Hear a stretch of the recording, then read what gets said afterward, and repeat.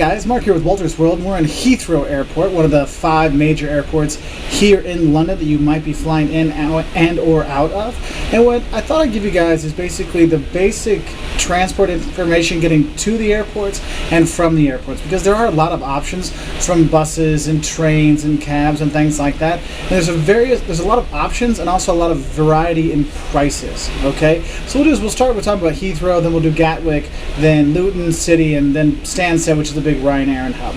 Now, one of the things is for all of these, cabs are extremely expensive. Okay, for example, if you're going to go from the center or Westminster, let's say, to Heathrow in a normal time, it might cost you around 80 pounds.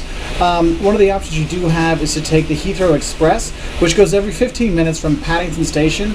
It's only 15 minutes. I mean, it's really fast, but the thing is, it's like the most expensive per mile, per kilometer train in the country. So there's other options out there. So what I recommend you do come to Heathrow is take the Piccadilly line.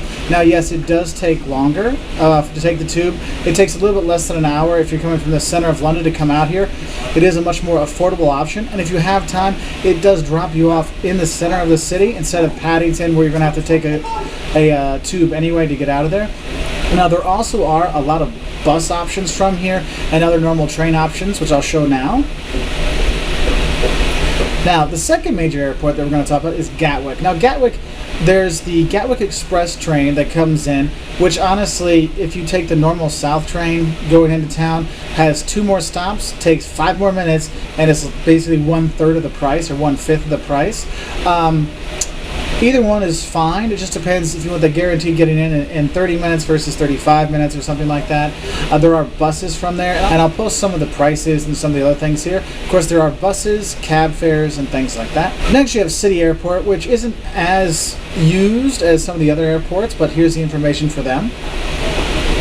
Then you have Luton, and Luton is one of the cheap airline hubs. You can take a train in, but it can add up in price, and it is difficult to get to on a Sunday, so be careful with that. But here's some of the information on getting there for trains, buses, and cabs. And then we have Stansted, the home of Ryanair. And guys, Stansted is, Ryanair has great prices to fly to Stansted, but the problem is when you try to get from Stansted into town, that price difference you get for not taking British Airways or Lufthansa or whatever, you kind of lose that, because you are going to spend a lot of money getting to and from that location. And if you're coming to London on a weekend, believe me, the trains and the buses don't run as often, so you can get stuck taking a cab, and especially if an early morning flight like I did one time, I ended up spending like 120 pounds to get a cab from Greenwich to Stansted, so that completely eliminated all savings and tripled the cost of my actual flight. Now, there are other options to get there, the buses that run from it and things like that, and I'll put the information for them on right now. So, I hope that helps you figure out some of the transport connections that you can use to get to and from the airports here in London. It's a great city. If you're going to come here, I highly recommend it. We've got videos on the top 10 sites to see in London, 5 things you live and hate about London, and so much more. And check us out on our website at woltersworld.com. We're also on Twitter and Facebook. Bye from Heathrow Airport. Now I'm going to go catch my flight. I'm going to head to Lisbon, Portugal. Bye.